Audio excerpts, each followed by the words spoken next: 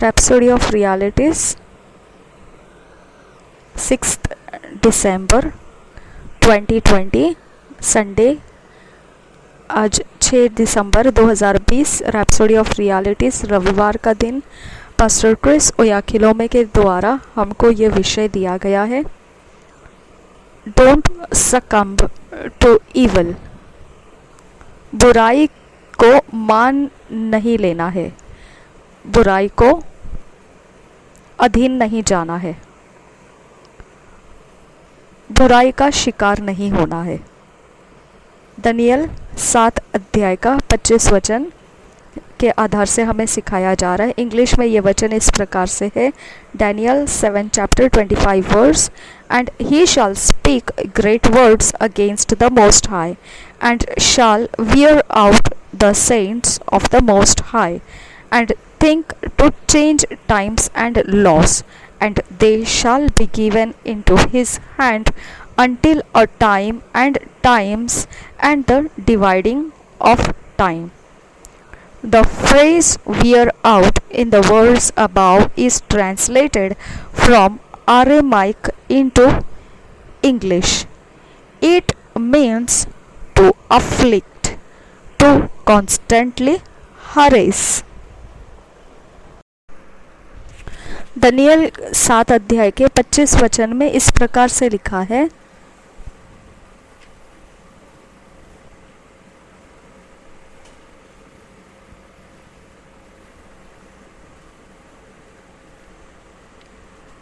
और वह परम प्रधान के विरुद्ध बातें कहेगा और परम प्रधान के पवित्र लोगों को पीस डालेगा।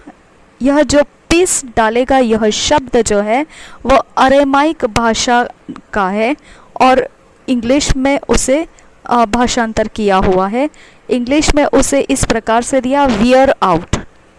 ये वियर आउट इंग्लिश में है और हिंदी में पीस डालेगा। तो ये वियर आउट जो इंग्लिश में लिखा है, ये जो या पीस डालना, ये जो है ये अरेमाइक भाषा का रूपांतर किया है, इंग्लिश में रूपांतर किया है, अरेमाइक भाषा में से इंग्लिश में रूपांतर किया है।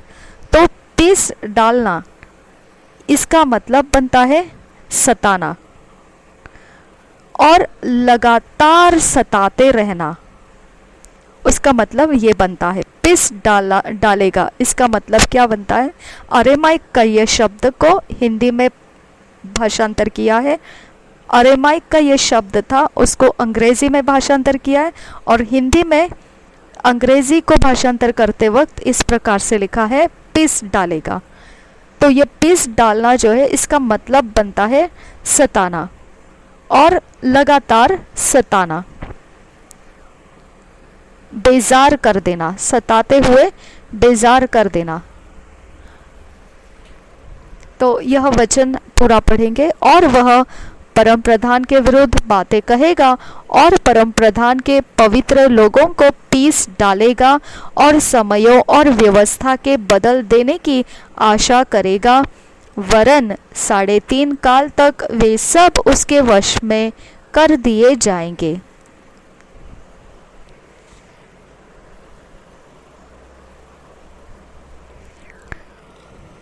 One of Satan's strategies in these last days is to foment so much evil in the world that could provoke God's people to a compromise. एक ऐसा जो चालाकी है, शैतान का षड्यंत्र है इन आखिरी दिनों में, कि वह इतने ज़्यादा बुराई दुनिया के अंदर, जगत के अंदर लाएगा कि वह परमेश्वर के लोगों को मजबूर कर देगा, उकसाएगा कि वह मसीही जीवन और बुराई दोनों साथ साथ लेकर चले। He seek to wear out the saints. वो यही देखता है कि संतों को पीस डाला जाए ताकि वह समझौता कर लेंगे, मसीही जीवन के विपरीत दुष्टता के कामों में समझौता कर लेंगे। इसके लिए वह यही ढूंढता रहता है, संतों को सताया जाए, पिस डाला जाए।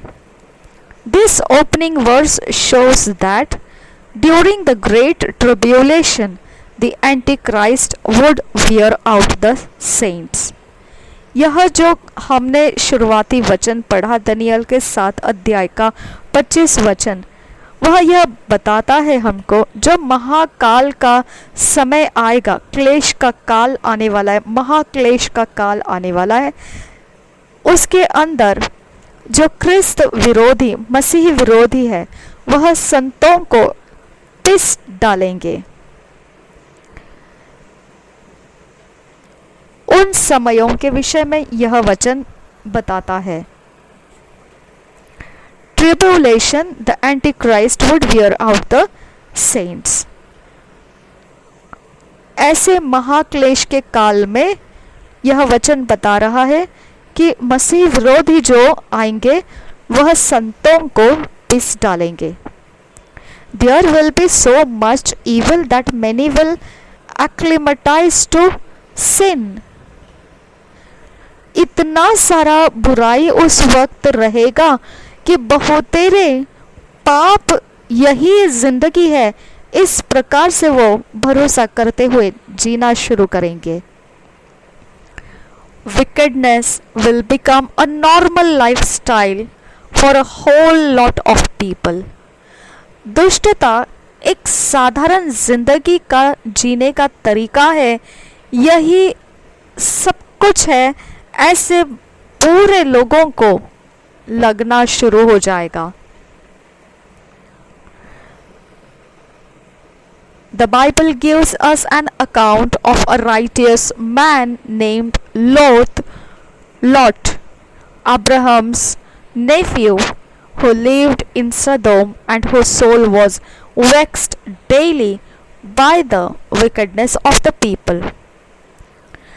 हमें पवित्र बाइबल इस विषय में जानकारी देता है, एक धर्मी इंसान के विषय में जिसका नाम लोत था, जो अब्राहम का चचेरा मतलब अब्राहम के भाई का बेटा था, और वह सदोम में रह रहा था, और उसका प्राण रोजमर्रा के लोगों में दुष्टता के बातों को देख देख कर बड़े दुख सहन कर रहा था, कुचला जा रहा था। And turning the cities of Sodom and Gomorrah into ashes, condemned them with an overthrow, making them an ensample unto those that after should live ungodly, and delivered just Lot, vexed with the filthy conversation of the wicked. For that righteous man dwelling among them, in seeing and hearing, vexed his righteous soul from day to day with their unlawful deeds. 2 Peter 2nd chapter 6 to 8 verse. इसके विषय में इस प्रकार से वचन में लिखा हुआ है, जो दूसरे पत्रस के दूसरे अध्याय का 6 वचन से लेकर 8 वचन में हमको पढ़ने को मिलता है। दूसरा पत्रस दूसरा अध्याय 6 वचन से 8 वचन पढ़ेंगे। और सदोम और अमोरा के नगरों को विनाश का ऐसा दंड दिया कि उन्हें भस्म करके राख में मिला दिया, ताकि वे आने वाले भक्तिहीन लोगों की शिक्षा के लिए एक दृष्टांत बने, और धर्मी लोत को, जो अधर्मियों के अशुद्ध चाल चलन से बहुत दुखी था, छुटकारा दिया, क्योंकि वह धर्मी उनके बीच में रहते हुए और उनके अधर्म के कामों को देख देख कर और सुन सुन कर हर दिन अपने सच्चे मन को पीड़ित करता था। The underlined word vexed means the same in Greek as the Aramaic for wear out, which we read earlier in our theme verse. यहाँ पर जो शब्द लिखा गया है, दुख सहन करता रहा, पीड़ित रहता था, वह पीड़ित रहता था। यह जो शब्द इस्तेमाल किया है, वह पीड़ित रहता था, यह शब्द जो इस्तेमाल किया, यह वही शब्द है जो हमने दानियेल के 7 अध्याय के 25 वचन में से पढ़ा था। वहाँ पर लिखा था कि लोगों को वह वियर आउट करेंगे। इंग्लिश में वह लिखा था वियर आउट करेंगे, और हिंदी में इंग्लिश का भाषांतर किया हुआ पिस डालेगा। ये पिस डालना या इंग्लिश में जो लिखा है वियर आउट, ये शब्द जो है ये अरामाइक भाषा में से इंग्लिश में लाया गया है। और पिस डालना या इंग्लिश में लिखा हुआ वियर आउट, ये दोनों का मतलब एक ही निकलता है। और वही अरामाइक शब्द यहाँ पर भी दूसरे पत्रस के दूसरे अध्याय के 6 से लेकर 8 वचन में लिखा है, पीड़ित रहता था। वह पीड़ित रहता था, यह भी वही मतलब है जो अरामाइक का शब्द था वहाँ पर पिस डालने का। पिस डालेगा, ये जो शब्द है इसका मतलब, और पीड़ित रहता था इसका मतलब, ये दोनों का मतलब एक ही है यूनानी भाषा में। जो अरामाइक में उसका अर्थ निकलता है, जो यूनानी भाषा का अर्थ निकलता है, वह एक ही मतलब बनता है। पिस डालना या पीड़ित रहना, दोनों का मतलब एक ही निकलता है कि सताया जाना या बहुत ज़्यादा पीड़ित कर देना।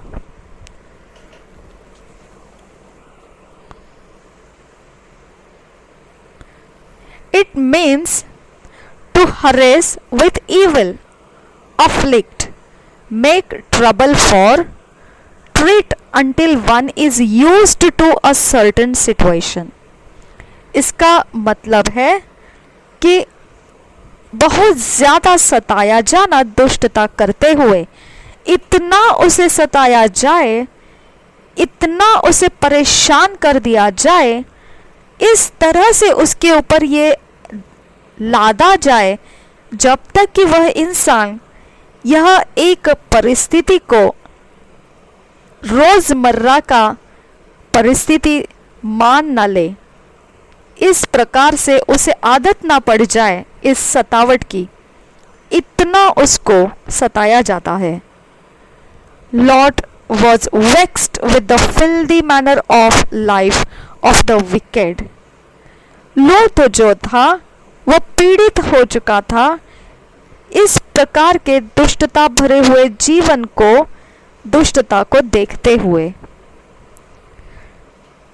This is what Satan would have many to do in this final moments of the church, to adjust to the ways of darkness. यही तो है जो शैतान अब के समय में बहुतेरे लोगों के साथ किया जा रहा है, जो कलसिया का अभी आखिरी समय है इस पृथ्वी के ऊपर। अब वह उन कलसिया का उठा लिए जाने से पहले वह लोगों को अंधेरे के रास्ते के साथ पहचान करा के दे रहा है कि उनको इसके संगति के साथ ही जीना पड़ेगा, इसके बिना वो नहीं जिएंगे, इसी के साथ उनको रहना है, इसको वो इनकार नहीं कर पाएंगे। इस प्रकार से दबाव रख के वो कलसिया के आखिरी समयों में करता जा रहा है।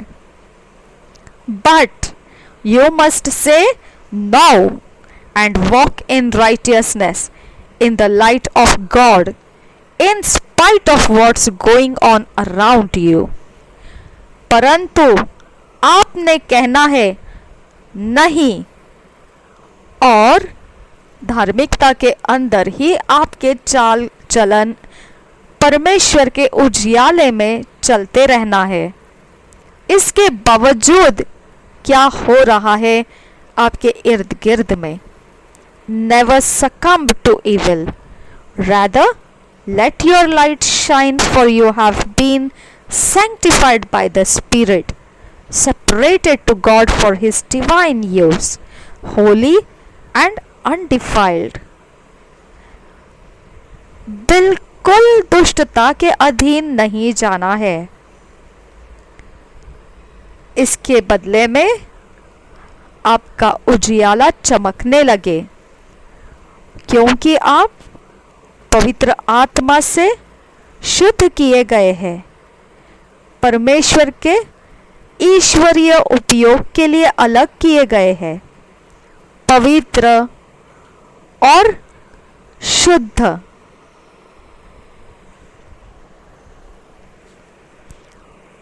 कन्फेशन, हम कबूली करेंगे। जब हम कबूली करेंगे, अगर आप इंग्लिश में इसे कबूल करना चाहते हैं तो आप इंग्लिश में कीजिए, लेकिन आपको मुंह से बोलना है। अगर आप इसे हिंदी में कबूल करना चाहते हैं तो आप इसे हिंदी में कबूल करें, और आपको इसे मुंह से अंगीकार करना बेहद ज़रूरी है। I am in the world but not of the world.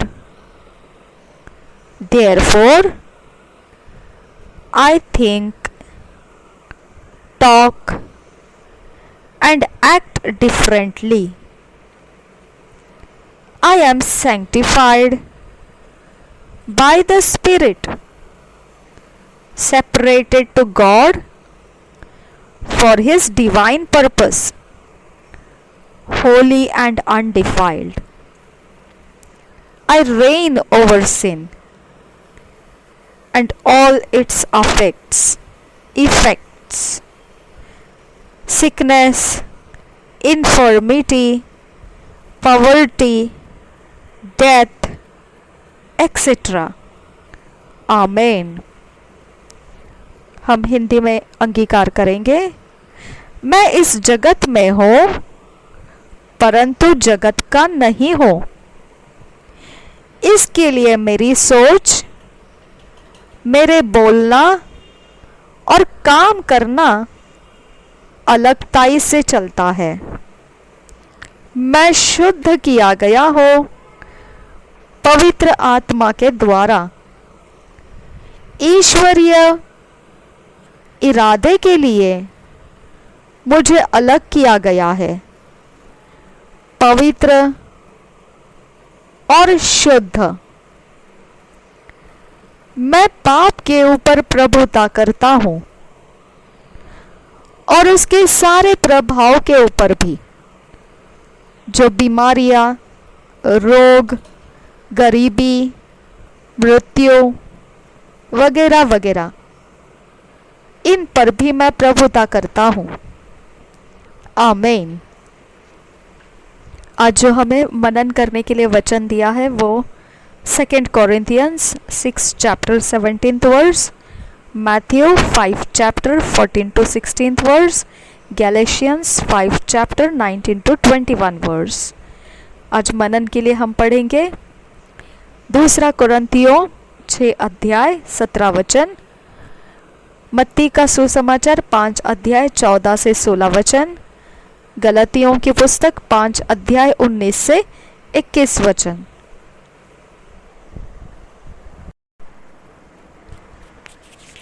Second Corinthians 6 chapter 17th verse, Kings James version में से पढ़ेंगे। Wherefore come out from among them and be ye separate, saith the Lord, and touch not the unclean thing, and I will receive you.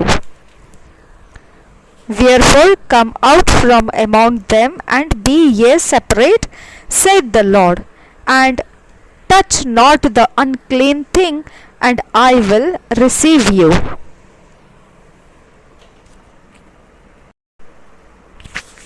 Hindi में पढ़ेंगे 6 अध्याय 2 कुरिन्थियों का पत्री 6 अध्याय 17 वचन। इसलिए प्रभु कहता है, उनके बीच में से निकलो और अलग रहो, और अशुद्ध वस्तु को मत छुओ, तो मैं तुम्हें ग्रहण करूंगा।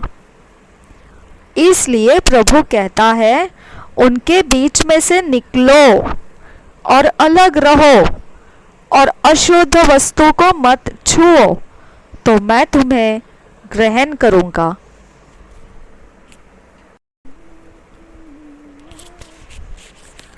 मैथ्यू 5 चैप्टर 14 से 16 वर्स हम किंग्स जेम्स वर्शन में से पढ़ रहे हैं।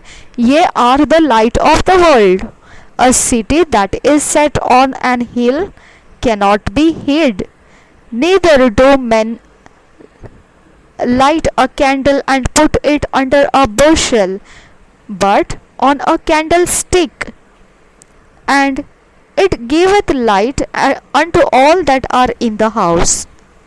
Let your light so shine before men that they may see your good works and glorify your Father which is in heaven.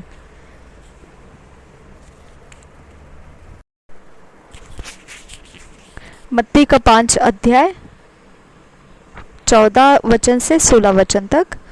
तुम जगत की ज्योति हो। जो नगर पहाड़ पर बसा हुआ है वह छिप नहीं सकता, और लोग दिया जलाकर पैमाने के नीचे नहीं परंतु दीवट पर रखते हैं, तब उससे घर के सब लोगों को प्रकाश पहुंचता है। उसी प्रकार तुम्हारा उजियाला मनुष्यों के सामने चमके, कि वे तुम्हारे भले कामों को देखकर तुम्हारे पिता की जो स्वर्ग में है बड़ाई करें। और एक बार पढ़ेंगे। तुम जगत की ज्योति हो।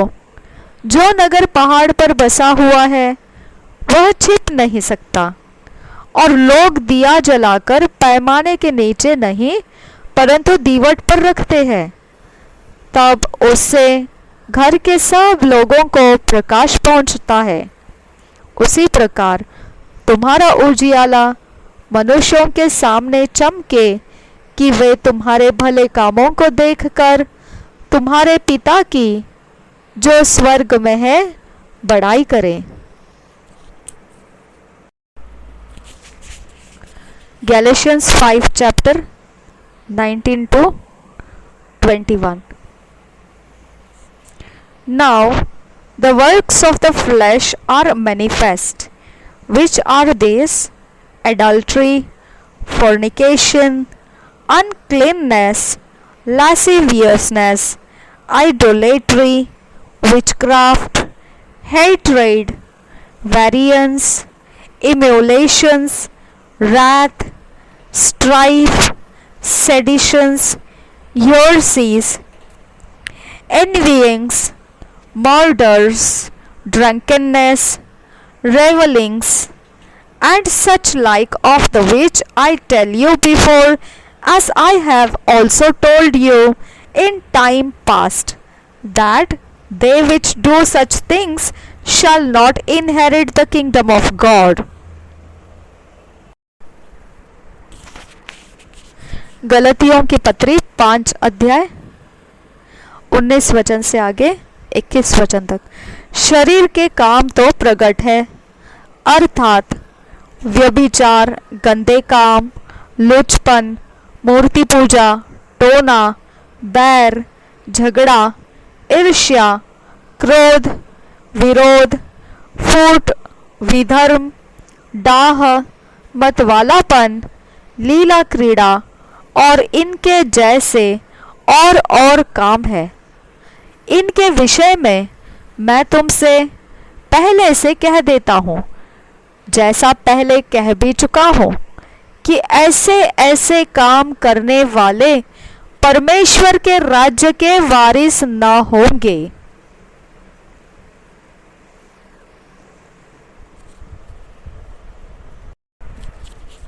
हम और एक बार पढ़ेंगे ये वचन। गलतियों की पत्री 5 अध्याय 19 से 21 वचन। शरीर के काम तो प्रकट है, अर्थात व्यभिचार, गंदे काम, लुचपन, मूर्ति पूजा, टोना, बैर, झगड़ा, ईर्ष्या, क्रोध, विरोध, फूट, विधर्म, डाह, मतवालापन, लीला क्रीड़ा और इनके जैसे और काम है। इनके विषय में मैं तुमसे पहले से कह देता हूँ, जैसा पहले कह भी चुका हूँ, कि ऐसे ऐसे काम करने वाले परमेश्वर के राज्य के वारिस न होंगे। 1 ईयर बाइबल रीडिंग प्लान, 1 साल का Bible reading plan. 3 John, Daniel 7 chapter, 8th chapter. 3 यूहन्ना, दनियल की किताब 7 अध्याय 8 अध्याय। हम पहले इंग्लिश में किंग्स जेम्स वर्शन में से पढ़ेंगे, वही अध्यायों को हम हिंदी में DSI बाइबल में से पढ़ेंगे। 3 यूहन्ना, पहले वचन से पढ़ेंगे। 3 यूहन्ना, 3rd epistle of John, 1st verse से पढ़ेंगे। 3rd epistle of John, 1st verse से। Gaius commended for his piety, etc. The elder unto the well-beloved Gaius, whom I love in the truth. Beloved, I wish above all things that thou mayest prosper and be in health, even as thy soul prospereth. For I rejoiced greatly when the brethren came and testified of the truth that is in thee, even as thou walkest in the truth. I have no greater joy than to hear that my children walk in truth. Beloved, thou doest faithfully whatsoever thou doest to the brethren and to strangers, which have borne witness of thy charity before the church, whom if thou bring forward on their journey after a godly sort, thou shalt do well, because that for his name's sake they went forth, taking nothing of the Gentiles. We therefore ought to receive such, that we might be fellow helpers to the truth. I wrote unto the church, but Diotrephes, who loveth to have the preeminence among them, receiveth us not. Wherefore, if I come, I will remember his deeds, which he doeth, prating against us with malicious words, and not content therewith, neither doeth he himself receive the brethren, and forbiddeth them that would, and casteth them out of the church.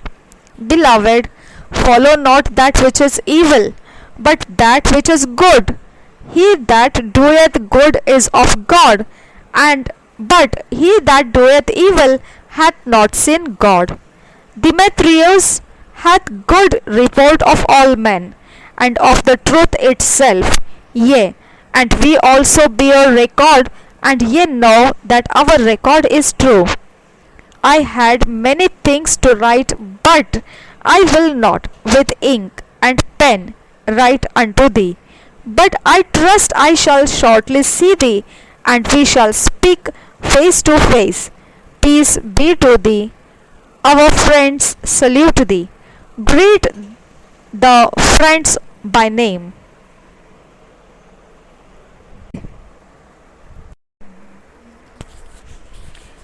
तीसरा यूहन्ना, पहले वचन से पढ़ेंगे। 3 यूहन्ना, पहले वचन से। अभिवादन मुझ प्राचीन की ओर से प्रिय गयुस के नाम, जिससे मैं सच्चा प्रेम रखता हूँ। हे प्रिय, मेरी यह प्रार्थना है कि जैसे तू आत्मिक उन्नति कर रहा है, वैसे ही तू सब बातों में उन्नति करे और भला चंगा रहे। क्योंकि जब भाइयों ने आकर तेरे उस सत्य की गवाही दी जिस पर तू सचमुच चलता है, तो मैं बहुत ही आनंदित हुआ।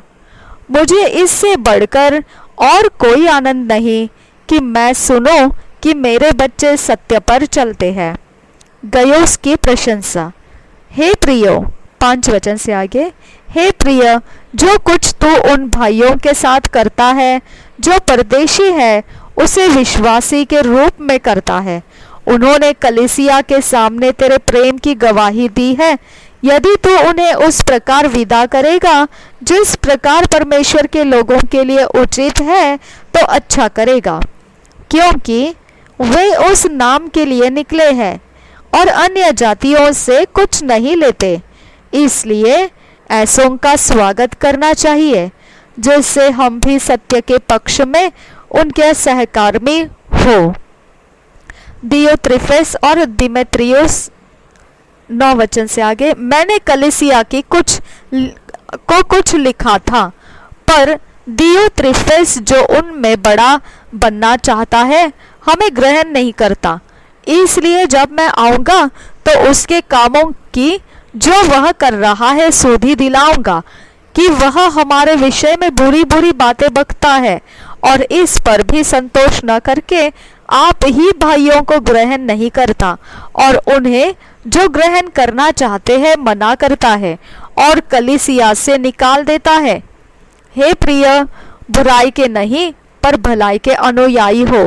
जो भलाई करता है वह परमेश्वर की ओर से है, पर जो बुराई करता है उसने परमेश्वर को नहीं देखा। दिमेत्रियुस के विषय में सबने वरन सत्य ने भी आप ही गवाही दी, और हम भी गवाही देते हैं, और तू जानता है कि हमारी गवाही सच्ची है।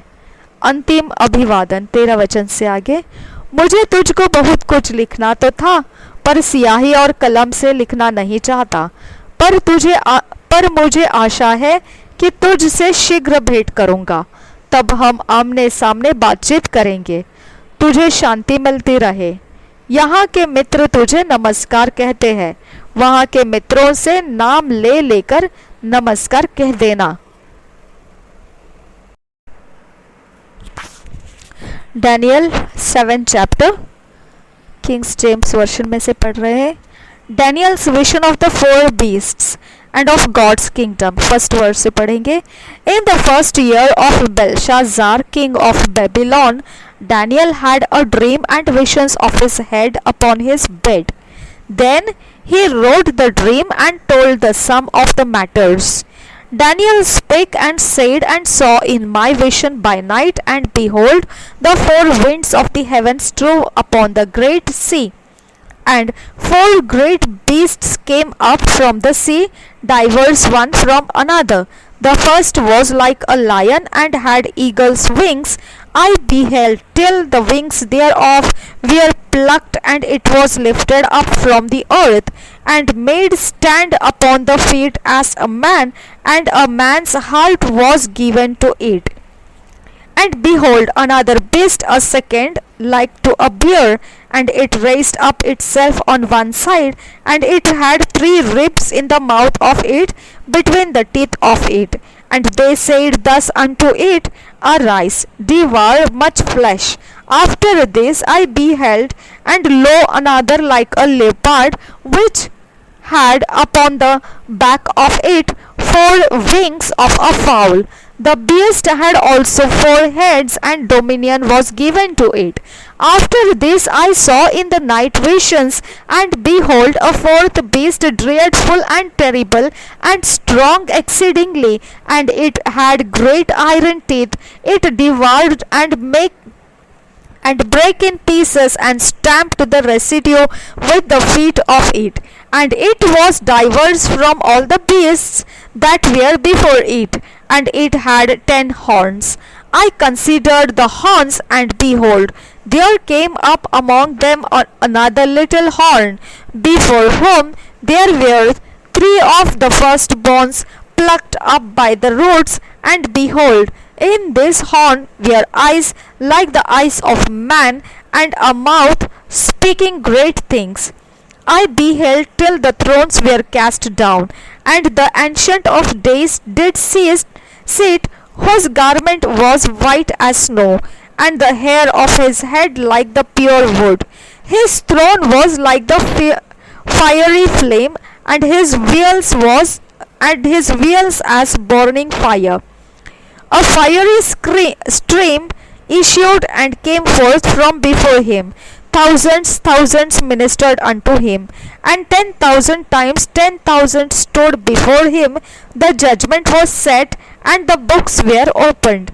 I beheld then, because of the voice of the great words which the horn spake, I beheld even till the beast was slain, and his body destroyed and given to the burning flame. As concerning the rest of the beasts, they had their dominion taken away, yet their lives were prolonged for a season and time. I saw in the night visions, and behold, one like the Son of Man came with the clouds of heaven, and came to the Ancient of Days, and they brought him near before him.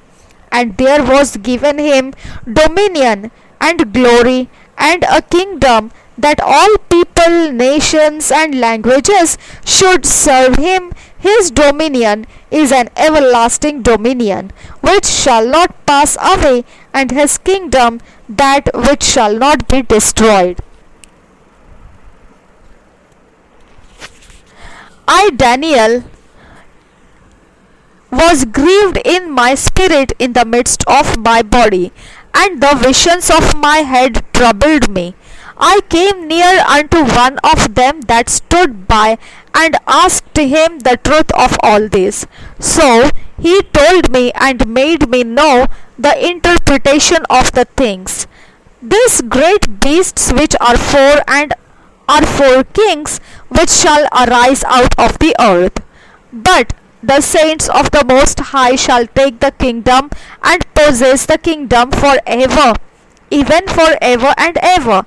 Then I would know the truth of the fourth beast, which was diverse from all the others, exceeding dreadful, whose teeth were of iron, and his nails of brass, which devoured, brake in pieces, and stamped the residue with his feet. And of the 10 horns that were in his head, and of the other which came up, and before whom 3 fell, even of that horn that had eyes, and a mouth that spake very great things, whose look was more stout than his fellows, I beheld, and the same horn made war with the saints, and prevailed against them, until the Ancient of Days came, and judgment was given to the saints of the Most High, and the time came that the saints possessed the kingdom. Thus he said, the fourth beast shall be the fourth kingdom upon earth, which shall be diverse from all kingdoms, and shall devour the whole earth, and shall tread it down, and break it in pieces. And the 10 horns out of this kingdom are 10 kings that shall arise, and another shall rise after them, and he shall be diverse from the first, and he shall subdue 3 kings. And he shall speak great words against the Most High, and shall wear out the saints of the Most High, and think to change times and laws, and they shall be given into his hand until a time and times, and the dividing of time. But the judgment shall sit, and they shall take away his dominion, to consume and to destroy it unto the end. And the kingdom and dominion and the greatness of the kingdom under the whole heaven shall be given to the people of the saints of the Most High, whose kingdom is an everlasting kingdom, and all dominions shall serve and obey him. Hitherto is the end of the matter. As for me, Daniel, my cogitations much troubled me, and my countenance changed in me, but I kept the matter in my heart. Chapter 8, Daniel's vision of the ram and the goat. And he goat, of the ram and he goat. First word से पढ़ेंगे. In the 3rd year of the reign of King Belshazzar, a vision appeared unto me, even unto me Daniel, after that which appeared unto me at the first. And I saw in a vision, and it came to pass, when I saw that I was at Shoshan, in the palace which is in the province of Elam, and I saw in a vision, and I was by the river of Ulai. Then I lifted up mine eyes and saw, and behold, there stood before the river a ram which had two horns, and the two horns were high, but one was higher than the other, and the higher came up last. I saw the ram pushing westward and northward and southward, so that no beasts might stand before him, neither was there any that could deliver out of his hand. But he did according to his will, and became great. And as I was considering, behold, an he goat came from the west on the face of the whole earth, and touched not the ground, and the goat had a notable horn between his eyes. And he came to the ram that had two horns, which I had seen standing before the river, and run in unto him in the fury of his power. And I saw him come close unto the ram, and he was moved with choler against him, and smote the ram, and brake his two horns, and there was no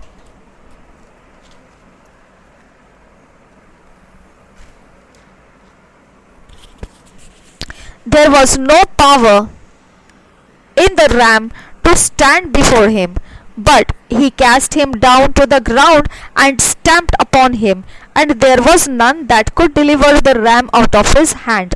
Therefore the he goat waxed very great, and when he was strong, the great horn was broken, and for it came up four notable ones toward the four winds of heaven, and out of one of them came forth a little horn, which waxed exceeding great, toward the south, and toward the east, and toward the pleasant land. And it waxed great even to the host of the heaven, and it cast down some of the host and of the stars to the ground, and stamped upon them. Yea, he magnified himself even to the prince of the host, and by him the daily sacrifice was taken away, and the place of his sanctuary was cast down, and an host was given him against the daily sacrifice by reason of transgression, and it cast down the truth to the ground, and it practiced and prospered. Then I heard one saint speaking, and another saint said unto that certain saint which spake, How long shall be the vision concerning the daily sacrifice and the transgression of desolation, to give both the sanctuary and the host to be trodden under foot? And he said unto me, Unto 2,300 days, then shall the sanctuary be cleansed. And it came to pass, when even I, Daniel, had seen the vision, and sought for the meaning, then, behold, there stood before me as the appearance of man. And I heard a man's voice between the banks of Ulai, which called and said, Gabriel, make this man to understand the vision. So he came near where I stood, and when he came, I was afraid, and fell upon my face. But he said unto me, Understand, O son of man, for at the time of the end shall be the vision. Now, as he was speaking with me, I was in a deep sleep on my face toward the ground, but he touched me, and set me upright.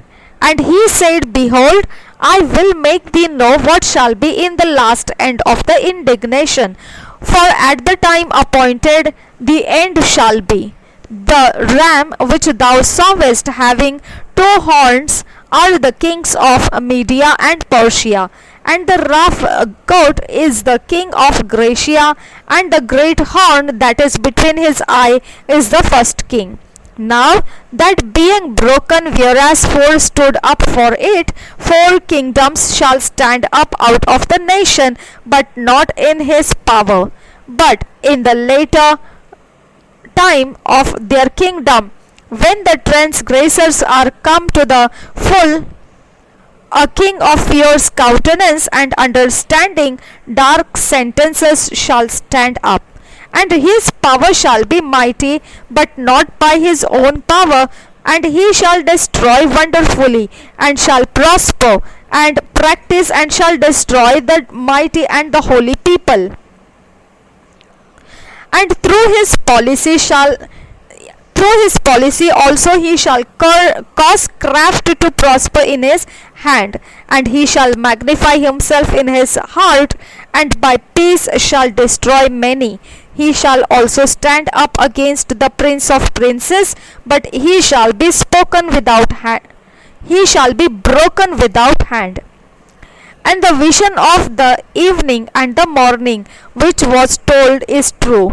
Wherefore shut thou up the vision, for it shall be for many days.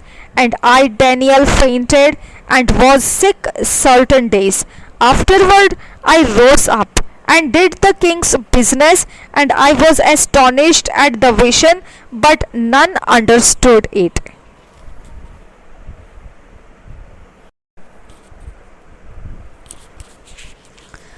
Daniel की पुस्तक 7 अध्याय पहले वचन से पढ़ेंगे। Daniel द्वारा अपने दर्शनों का वर्णन। 4 पशु, पहले वचन से पढ़ेंगे। बेबीलोन के राजा बेलशस्सर के पहले वर्ष में दनियल ने पलंग पर स्वप्न और दर्शन देखे। तब उसने वह स्वप्न लिखा और बातों का सारांश भी वर्णन किया। दनियल ने यह कहा, मैंने रात को यह स्वप्न देखा कि महासागर पर चारों ओर आंधी चलने लगी। तब समुद्र में से 4 बड़े बड़े जंतु जो एक दूसरे से भिन्न थे निकल आए। पहला जंतु सिंह के समान था और उसके पंख उकाब के से थे। मेरे देखते देखते उसके पंखों के पर नोचे गए और वह भूमि पर से उठाकर मनुष्य के समान पांवों के बल खड़ा किया गया और उसको मनुष्य का हृदय दिया गया। फिर मैंने एक और जंतु देखा जो रीछ के समान था और एक पांजर के बल उठा हुआ था, और उसके मुंह में दांतों के बीच 3 फसलियां थी, और लोग उससे कह रहे थे, उठकर बहुत मांस खा। इसके बाद मैंने दृष्टि की और देखा कि चीते के समान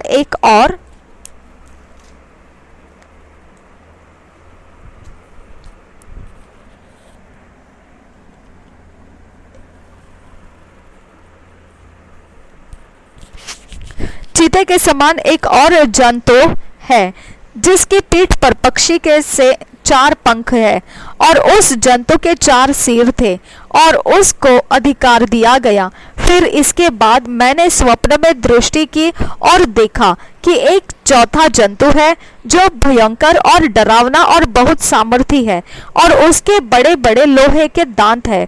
वह सब कुछ खा डालता है और चूर चूर करता है, और जो बच जाता है उसे पैरों से रौंदता है। वह सब पहले जंतुओं से भिन्न है और उसके 10 सींग है।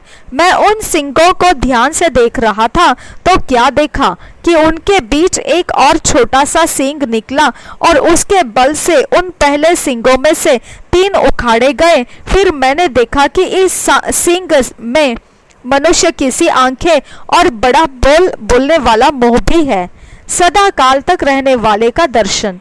9 वचन से आगे, मैंने देखते देखते अंत में क्या देखा कि सिंहासन रखे गए और कोई अति प्राचीन विराजमान हुआ। उसका वस्त्र हिम सा उजला और सिर के बाल निर्मल ऊन सरीखे थे। उसका सिंहासन अग्निमय और उसके पहिए धधकती हुई आग के से दिखाई पड़ते थे। उस प्राचीन के सम्मुख से आग की धारा निकलकर बह रही थी।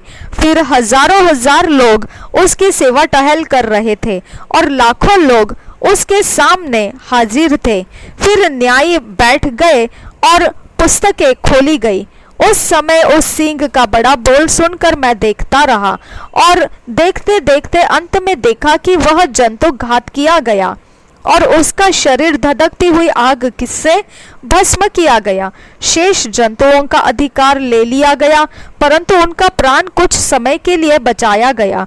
मैंने रात में स्वप्न में देखा, और देखो, मनुष्य के संतान सा कोई आकाश के बादलों समेत आ रहा था, और वह उस अति प्राचीन के पास पहुंचा और उसको वे उसके समीप लाए।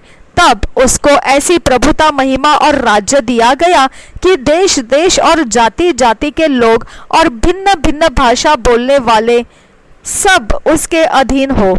उसकी प्रभुता सदा तक अटल, और उसका राज्य अविनाशी ठहरा। पशुओं का अर्थ 15 वचन से आगे। मुझ दनियल का मन विकल हो गया, और जो कुछ मैंने देखा था उसके कारण मैं घबरा गया। तब जो लोग पास खड़े थे उनमें से एक के पास जाकर मैंने उन सारी बातों का भेद पूछा। उसने यह कहकर मुझे उन बातों का अर्थ बताया। उन 4 बड़े बड़े जंतुओं का अर्थ 4 राज्य है जो पृथ्वी पर उदय होंगे, परंतु परम प्रधान के पवित्र लोग राज्य को पाएंगे और युगानुयुग उसके अधिकारी बने रहेंगे। तब मेरे मन में यह इच्छा हुई कि उस चौथे जंतु का भेद भी जान लूं, जो अन्य तीनों से भिन्न और अति भयंकर था, और जिसके दांत लोहे के और नख पीतल के थे, और सब कुछ खा डालता और चूर चूर करता और बचे हुए को पैरों से रौंद डालता था। फिर उसके सिर में के 10 सींगों का भेद, और जिस नए सींग के निकलने से 3 सींग गिर गए, अर्थात जिस सींग की आंखें और बड़ा बोलने वाला मुंह और सब अन्य सींगों से अधिक भयंकर था, उसका भी भेद जानने की मुझे इच्छा हुई। फिर मैंने देखा था कि वह सिंह पवित्र लोगों के संग लड़ाई करके उन पर उस समय तक प्रबल भी हो गया जब तक वह अति प्राचीन न आया, और परम प्रधान के पवित्र लोग न्यायी न ठहरे, और उन पवित्र लोगों के राज्याधिकारी होने का समय न आ पहुंचा। उसने कहा, उस चौथे जंतु का अर्थ एक चौथा राज्य है जो पृथ्वी पर होकर और सब राज्यों से भिन्न होगा, और सारी पृथ्वी का नाश करेगा और दांव कर चूर चूर करेगा। उन 10 सिंगों का अर्थ यह है कि उस राज्य में से 10 राजा उठेंगे, और उनके बाद उन पहलों से भिन्न एक और राजा उठेगा जो 3 राजाओं को गिरा देगा, और वह परम प्रधान के विरुद्ध बातें कहेगा और परम प्रधान के पवित्र लोगों को पिस डालेगा, और समयों और व्यवस्था के बदल देने की आशा करेगा। वरन 3.5 काल तक वे सब उसके वश में कर दिए जाएंगे, परंतु तब न्यायी बैठेंगे और उसकी प्रभुता छीनकर मिटाई और नष्ट की जाएगी, यहाँ तक कि उसका अंत ही हो जाएगा। तब राज्य और प्रभुता और धरती पर के राज्य की महिमा परम प्रधान ही की प्रजा अर्थात उसके पवित्र लोगों को दी जाएगी।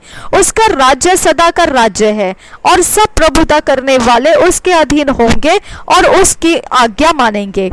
इस बात का वर्णन मैं अब कर चुका हूँ, परंतु मुझ दनियल के मन में बड़ी घबराहट बनी रही और मैं भयभीत हो गया, और इस बात को मैं अपने मन में रखे रहा। 8 अध्याय। एक मेढ़े और एक बकरे का दर्शन। पहले वचन से। बेलशस्सर राजा के राज्य के 3रे वर्ष में उस पहले दर्शन के बाद एक और बात मुझ दनियल को दर्शन के द्वारा दिखाई गई। जब मैं एलाम नामक प्रांत में शूशन नामक राजगढ़ में रहता था, तब मैंने दर्शन में देखा कि मैं उले नदी के किनारे पर हूँ। फिर मैंने आंख उठाकर देखा कि उस नदी के सामने 2 सींग वाला एक मेढ़ा खड़ा है। उसके दोनों सींग बड़े हैं, परंतु उनमें से एक अधिक बड़ा है, और जो बड़ा है वह दूसरे के बाद निकला। मैंने उस मेढ़े को देखा कि वह पश्चिम, उत्तर और दक्षिण की ओर सींग मारता है, और कोई जंतु उसके सामने खड़ा नहीं रह सकता, और न उसके हाथ से कोई किसी को बचा सकता है, और वह अपनी ही इच्छा के अनुसार काम करके बढ़ता जाता था। मैं सोच ही रहा था तो फिर क्या देखा कि एक बकरा पश्चिम दिशा से निकलकर सारी पृथ्वी के ऊपर ऐसा फिरा कि चलते समय भूमि पर पांव न छुआया, और उस बकरे की आंखों के बीच एक देखने योग्य सींग था। वह उस 2 सींग वाले मेढ़े के पास जाकर, जिसको मैंने नदी के सामने खड़ा देखा था, उस पर जलकर अपने पूरे बल से लपका। मैंने देखा कि वह मेढ़े के निकट आकर उस पर झुंझलाया और मेढ़े को मारकर उसके दोनों सींगों को तोड़ दिया, और उसका सामना करने को मेढ़े का कुछ भी वश न चला। तब बकरे ने उसको भूमि पर गिराकर रौंद डाला, और मेढ़े को उसके हाथ से छुड़ाने वाला कोई न मिला। तब बकरा अत्यंत बड़ाई मारने लगा, और जब बलवंत हुआ तब उसका बड़ा सींग टूट गया, और उसके बदले देखने योग्य 4 सींग निकलकर चारों दिशाओं की ओर बढ़ने लगे।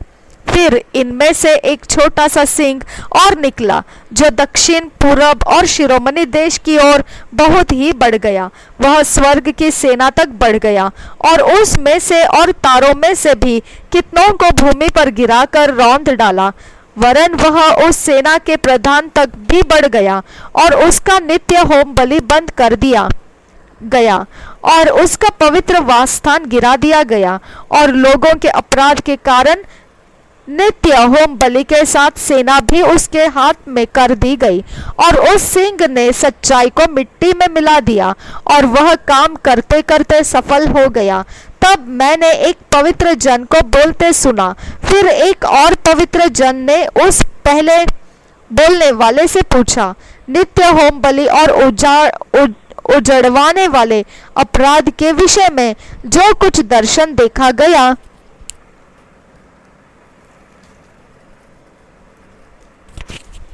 वह कब तक फलता रहेगा? अर्थात पवित्र स्थान और सेना दोनों का रौंदा जाना कब तक होता रहेगा? तब उसने मुझसे कहा, जब तक सांझ और सवेरा 2300 बार न हो तब तक वह होता रहेगा।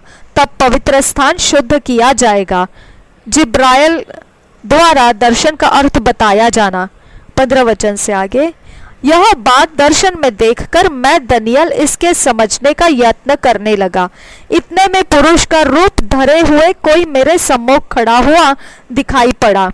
तब मुझे उल्लाई नदी के बीच से एक मनुष्य का शब्द सुन पड़ा, जो पुकार कर कहता था, हे जिब्राइल, उस जन को उसकी देखी हुई बातें समझा दे। तब जहां मैं खड़ा था वह मेरे निकट आया, और उसके आते ही मैं घबरा गया और मुंह के बल गिर पड़ा। तब उसने मुझसे कहा, हे मनुष्य के संतान, उन देखी हुई बातों को समझ ले, क्योंकि उनका अर्थ अंत ही के समय में फलेगा। जब वह मुझसे बातें कर रहा था, तब मैं अपना मुंह भूमि की ओर किए हुए भारी नींद में पड़ा था, परंतु उसने मुझे छूकर सीधा खड़ा कर दिया। तब उसने कहा, क्रोध भड़कने के अंत के दिनों में जो कुछ होगा वह मैं तुझे बताता हूँ, क्योंकि अंत के ठहराए हुए समय में वह सब पूरा हो जाएगा। जो 2 सींग वाला मेढ़ा तूने देखा है, उसका अर्थ मादियों और फारसियों के राज्य से है, और वह रोंवार बकरा यूनान का राज्य है। और उसकी आंखों के बीच जो बड़ा सींग निकला वह पहला राजा ठहरा। वह सींग जो टूट गया और उसके बदले जो 4 सींग निकले, इसका अर्थ यह है कि उस जाति से 4 राज्य उदय होंगे, परंतु उनका बल उस पहले का सा न होगा।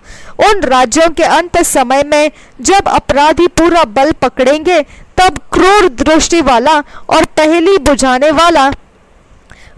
बुझने वाला एक राजा उठेगा। उसकी सामर्थ्य बड़ी होगी, परंतु उस पहले राजा की सी नहीं, और वह अद्भुत रीति से लोगों का नाश करेगा और सफल होकर काम करता जाएगा, और सामर्थियों और पवित्र लोगों के समुदाय को नष्ट करेगा। उसकी चतुराई के कारण उसका छल सफल होगा, और वह मन में फुल कर निडर रहते हुए बहुत लोगों का नाश करेगा। वह सब हकीमों के विरोध भी खड़ा होगा, परंतु अंत को वह किसी के हाथ से बिना मार खाए टूट जाएगा।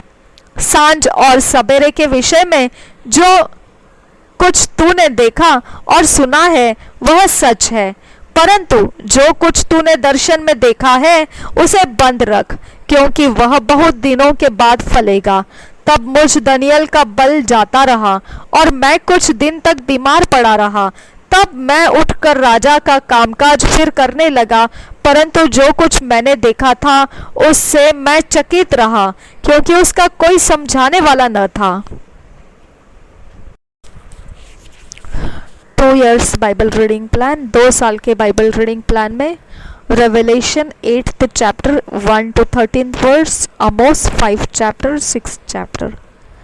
2 साल के बाइबल रीडिंग प्लान में प्रकाशित वाक्य 8 अध्याय 1 से 13 वचन, आमोस 5 अध्याय और 6 अध्याय। पहले हम इंग्लिश में पढ़ेंगे किंग्स जेम्स वर्शन से, फिर हिंदी में पढ़ेंगे BSI बाइबल में से। Revelation 8th chapter 1 to 13th verse, यानी पूरा ही चैप्टर है ये। हम किंग्स जेम्स वर्शन में से पढ़ेंगे फर्स्ट वर्स से। The seventh seal opened, great plagues. First verse से पढ़ेंगे। And when he had opened the seventh seal, there was silence in heaven about the space of half an hour. And I saw the 7 angels which stood before God, and to them were given 7 trumpets. And another angel came and stood at the altar, having a golden censer, and there was given unto him much incense, that he should offer it with the prayers of all saints upon the golden altar which was before the throne. And the smoke of the incense which came with the prayers of the saints ascended up before God out of the angel's hand. And the angel took the censer and filled it with fire of the altar, and cast it into the earth. And there were voices and thunderings and lightnings and an earthquake. And the 7 angels which had the 7 trumpets prepared themselves to sound. The first angel sounded, and there followed hail and fire mingled with blood, and they were cast upon the earth. And the third part of trees was burnt up, and all green grass was burnt up. And the second angel sounded, as it were a great mountain burning with fire was cast into the sea, and the third part of the sea became blood. And the third part of the creatures which were in the sea and had life died, and the third part of the ships were destroyed. And the third angel sounded, and there fell a great star from heaven, burning as it were a lamp. And it fell upon the third part of the rivers and upon the fountains of waters. And the name of the star is called Wormwood. And the third part of the waters become wormwood. And many men died of the waters, because they were made bitter. And the fourth angel sounded, and the third part of the sun was smitten, and the third part of the moon, and the third part of the stars, so as the third part of them was darkened, and the day shone not for a third part of it, and the night likewise. And I beheld and heard an angel flying through the midst of heaven, saying with a loud voice, Woe, woe, woe to the inhabitants of the earth, by reason of the other voices of the trumpet of the 3 angels which are yet to sound. प्रकाशित वाक्य 8 अध्याय का पहले वचन से पढ़ेंगे। 7वीं मोहर और सोने का धूपदान। जब एक वचन से 13 वचन तक दिया है वो पूरा अध्याय ही बन जाता है। ओके, तो हम 8 अध्याय का 1 वचन से लेकर 13 वचन तक यानी पूरा अध्याय ही पढ़ने जा रहे हैं। 7वीं मोहर और सोने का धूपदान। पहले वचन से, जब उसने 7वीं मोहर खोली तो स्वर्ग में आधे घंटे तक सन्नाटा छा गया। तब मैंने उन 7 स्वर्गदूतों को देखा जो परमेश्वर के सामने खड़े रहते हैं, और उन्हें 7 तुरहियां दी गई। फिर एक और स्वर्गदूत सोने का धूपदान लिए हुए आया और वेदी के निकट खड़ा हुआ, और उसको बहुत धूप दिया गया कि सब पवित्र लोगों की प्रार्थनाओं के साथ सोने की उस वेदी पर जो सिंहासन के सामने है चढ़ाए। उस धूप का धुआं पवित्र लोगों की प्रार्थनाओं सहित स्वर्गदूत के हाथ से परमेश्वर के सामने पहुंच गया। तब स्वर्गदूत ने धूपदान लेकर उसमें वेदी की आग भरी और पृथ्वी पर डाल दी, और गर्जन और शब्द और बिजलियां और भूकंप होने लगे। 7 तुरहियां। तब 6 वचन से आगे, तब वे 7 स्वर्गदूत जिनके पास 7 तुरहियां थी उन्हें फूंकने को तैयार हुए। पहले स्वर्गदूत ने तुरही फूंकी और लहू से मिले हुए ओले और आग उत्पन्न हुई, पृथ्वी पर डाली गई,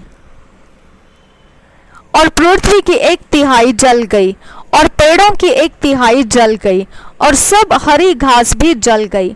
दूसरे स्वर्गदूत ने तुरही फूंकी तो मानो आग सा जलता हुआ एक बड़ा पहाड़ समुद्र में डाला गया, और समुद्र का 1/3 लहू हो गया, और समुद्र के 1/3 प्राणी मर गए, और 1/3 जहाज नष्ट हो गए। तीसरे स्वर्गदूत ने तुरही फूंकी, और एक बड़ा तारा जो मशाल के समान जलता था स्वर्ग से टूटा, और नदियों की 1/3 पर और पानी के सोतों पर आ पड़ा। उस तारे का नाम नागदौना है, और 1/3 पानी नागदौना सा कड़वा हो गया, और बहुत से मनुष्य उस पानी के कड़वे हो जाने से मर गए। चौथे स्वर्गदूत ने तुरही फूंकी, और सूर्य को 1/3 और चांद की 1/3 और तारों की 1/3 पर आपत्ति आई, यहाँ तक कि उनका 1/3 अंग अंधेरा हो गया, और दिन की 1/3 में उजाला न रहा, और वैसे ही रात में भी। जब मैंने फिर देखा तो आकाश के बीच में एक उकाब को उड़ते और ऊंचे शब्द से यह कहते सुना, उन 3 स्वर्गदूतों को कि तुरही के शब्दों के कारण जिनका फूंकना अभी बाकी है, पृथ्वी के रहने वालों पर हाय हाय हाय। Amos 5 chapter, Lamentation for Israel, an exhortation to repentance। First verse से पढ़ेंगे। Hear ye this word which I take up against you, even a lamentation, a house of Israel. The virgin of Israel is fallen, she shall no more rise, she is forsaken upon her land, there is none to raise her up. For thus saith the Lord God, the city that went out by 1,000 shall live 100, and that which went forth by 100 shall live 10 to the house of Israel. For thus saith the Lord unto the house of Israel, seek ye me, and ye shall live. But seek not Bethel, nor enter into Gilgal, and pass not to Beersheba, for Gilgal shall surely go into captivity, and Bethel shall come to naught. Seek the Lord, and ye shall live, lest he break out like fire in the house of Joseph, and devour it, and there be none to quench it in Bethel. Yea, who turn judgment to wormwood, and leave off righteousness in the earth. Seek him that maketh the 7 stars and Orion, and turned the shadow of death into the morning, and maketh the day dark with night, that calleth for the waters of the sea, and poureth them out upon the face of the earth. The Lord is his name. That strengtheneth the spoiled against the strong, so that the spoiled shall come against the fortress. They hate him that rebuketh in the gate, and they abhor him that speaketh uprightly. For as much therefore as your treading is upon the poor, and ye take from him burdens of wheat, ye have built houses of hewn stone, but ye shall not dwell in them. Ye have planted pleasant vineyards, but ye shall not drink wine of them. For I know your manifold transgressions and your mighty sins. They afflict the just, they take a bribe, and they turn aside the poor in the gate from their right. Therefore the prudent shall keep silence in that time, for it is an evil time. Seek good and not evil, that ye may live, and so the Lord, the God of hosts, shall be with you, as ye have spoken. Hate the evil and love the good, and establish judgment in the gate. It may be that the Lord God of hosts will be gracious unto the remnant of Joseph. Therefore, the Lord, the God of hosts, the Lord saith thus: Wailing shall be in all streets, and they shall say in all the highways, Alas, alas! And they shall call the husbandman to mourning, and such as are skillful of lamentation to wailing. And in all vineyards shall be wailing, for I will pass through thee, saith the Lord. Woe unto you that desire the day of the Lord! To what end is it for you? The day of the Lord is darkness and not light. As if a man did flee from a lion, and a bear met him, or went into the house and leaned his hand on the wall, and a serpent bit him. Shall not the day of the Lord be darkness and not light, even very dark and no brightness in it? I despise your feast days, and I will not smell in your solemn assemblies.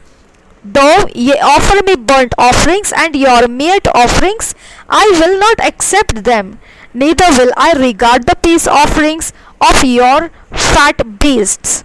Take thou away from me the noise of thy songs, for I will not hear the melody of thy viols. But let judgment run down as waters, and righteousness as a mighty stream. Have ye offered unto me sacrifices and offerings in the wilderness 40 years, O house of Israel? But ye have borne the tabernacle of your Moloch and Chion, your images, the star of your God, which ye made to yourselves. Therefore will I cause you to go into captivity beyond Damascus, saith the Lord, whose name is the God of hosts. Chapter 6. The wantonness of Israel shall be plagued with desolation.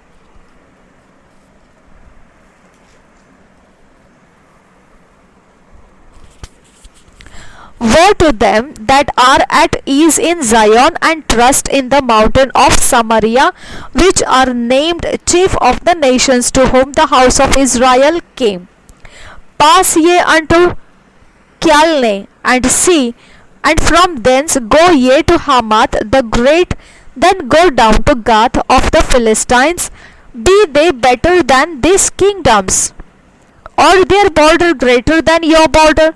Yea, that put far away the evil day, and cause the seat of violence to come near, that lie upon beds of ivory, and stretch themselves upon their couches, and eat the lambs out of the flock, and the calves out of the midst of the stall, that chant to the sound of the viol, and invent to themselves instruments of music like David, that drink wine in bowls, and anoint themselves with the chief ointments, but they are not grieved for the affliction of Joseph.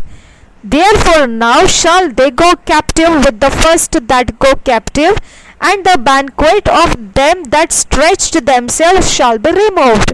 The Lord God hath sworn by himself, saith the Lord, the God of hosts, I abhor the excellency of Jacob, and hate his palaces.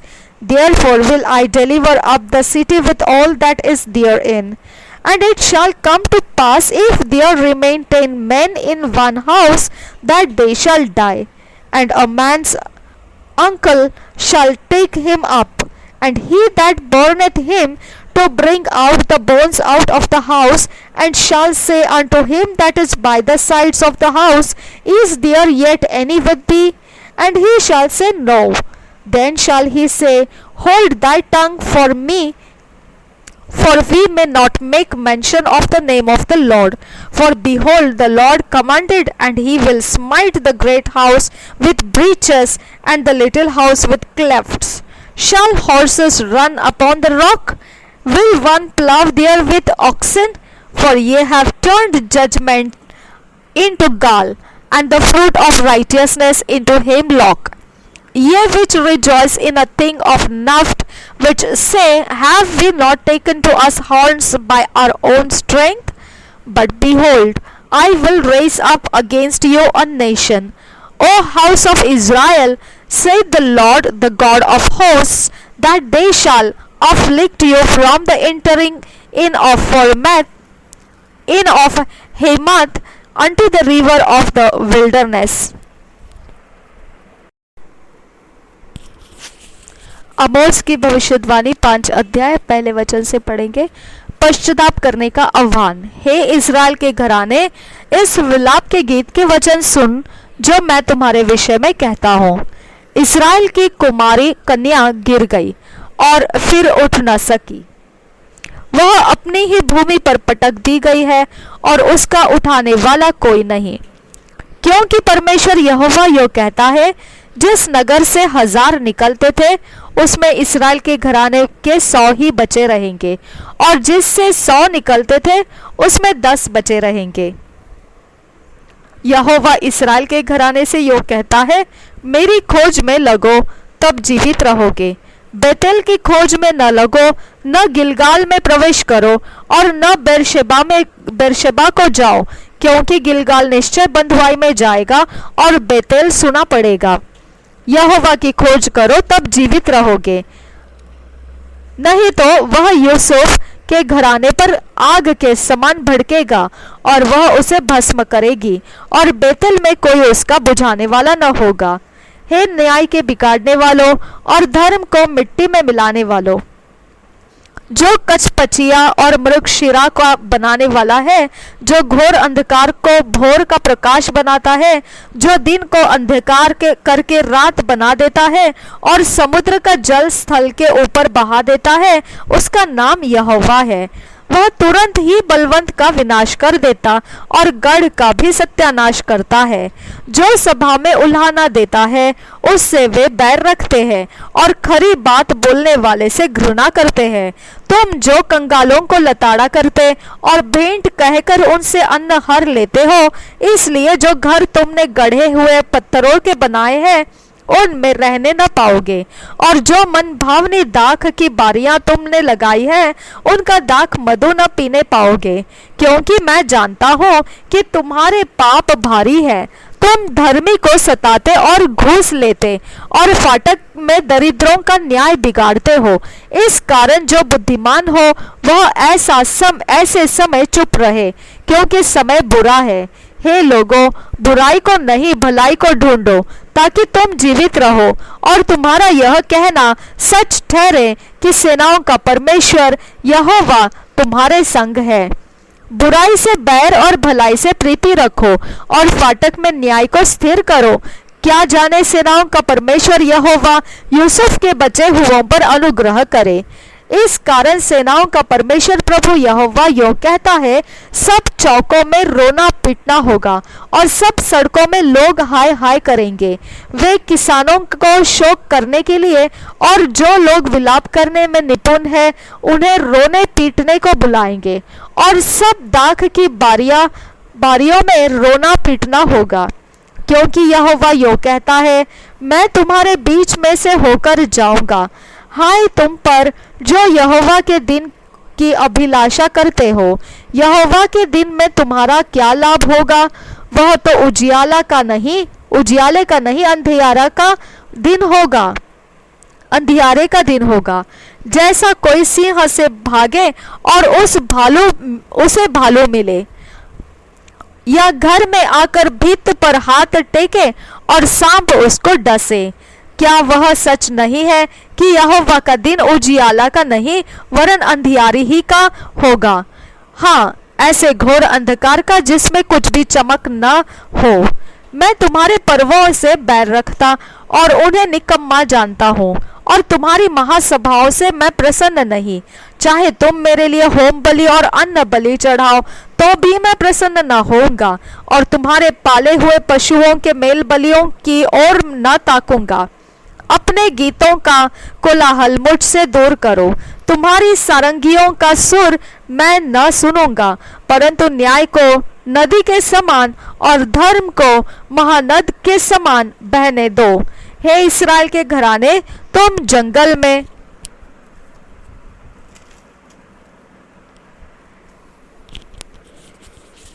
40 वर्ष तक पशु बलि और अन्न बलि क्या मुझी को चढ़ाते रहे? नहीं, तुम तो अपने राजा का तंबू और अपनी मूर्तों की चरण पीठ और अपने देवता का तारा लिए फिरते रहे। इस कारण मैं तुमको दमिश्क के उस पार बंधुआई में कर दूंगा। सेनाओं के परमेश्वर यहोवा का यही वचन है। इस्राएल का विनाश 6 अध्याय पहले वचन से। हाय उन पर जो सियोन में सुख से रहते और उन पर जो सामरिया के पर्वत पर निश्चिंत रहते हैं। वे जो श्रेष्ठ जाति में प्रसिद्ध है, जिनके पास इस्राएल का घराना आता है। कलने नगर को जाकर देखो और वहां से हमात नामक बड़े नगर को जाओ, फिर पलिश्तियों के गत नगर को जाओ। क्या वे इन राज्यों से उत्तम है? क्या उनका देश तुम्हारे देश से कुछ बड़ा है? तुम बुरे दिन को दूर कर देते और उपद्रव की गद्दी को निकट ले आते हो। तुम हाथी दांत के पलंगों पर लेटते और अपने अपने बिछौने पर पांव फैलाए सोते हो, और भेड़ बकरियों में से मेमने और गौशालाओं में से बछड़े खाते हो। तुम सारंगी के साथ गीत गाते और दाऊद के समान भांति भांति के बाजे बुद्धि से निकालते हो, और कटोरों में से दाख मधु पीते और उत्तम उत्तम तेल लगाते हो। परंतु यूसुफ पर आने वाली विपत्ति का हाल सुनकर शोकित नहीं होते। इस कारण वे अब बंधुआई में पहले जाएंगे, और जो पांव फैलाए सोते थे उनकी विलासिता जाती रहेगी। सेनाओं के परमेश्वर यहोवा की यह वाणी है। परमेश्वर यहोवा ने अपनी ही शपथ खाकर कहा है, जिस पर याकूब घमंड करता है उससे मैं घृणा और उसके राजभवनों से बैर रखता हूँ, और मैं इस नगर को उस सब समेत जो उसमें है शत्रु के वश में कर दूंगा। यदि किसी घर में 10 पुरुष बचे रहे तो भी वे मर जाएंगे। जब किसी का चाचा जो उसका जलाने वाला हो उसकी हड्डियों को घर से निकालने के लिए उठाएगा, और जो घर के कोने में हो उससे कहेगा, क्या तेरे पास कोई और है? तब वह कहेगा, कोई नहीं। तब वह कहेगा, चुप रहे, हमें यहोवा का नाम नहीं लेना चाहिए, क्योंकि यहोवा की आज्ञा से बड़े घर में छेद और छोटे घर में दरार होगी। क्या घोड़े चट्टान पर दौड़े? क्या कोई ऐसे स्थान में बैलों से जोते जहां तुम लोगों ने न्याय को विष में और धर्म के फल को कड़वे फल में बदल डाला है? तुम ऐसी वस्तु के कारण आनंद करते हो जो व्यर्थ है, और कहते हो, क्या हम अपने ही यत्न से सामर्थ्य नहीं हो गए? इस कारण सेनाओं के परमेश्वर यहोवा की यह वाणी है। हे इस्राएल के घराने, देख, मैं तुम्हारे विरुद्ध एक ऐसी जाति खड़ी करूंगा जो हमात की घाटी से लेकर अराबा की नदी तक तुमको संकट में डालेगी। प्रभु यीशु हम सबके साथ बना रहे। आमीन, आमीन, आमीन।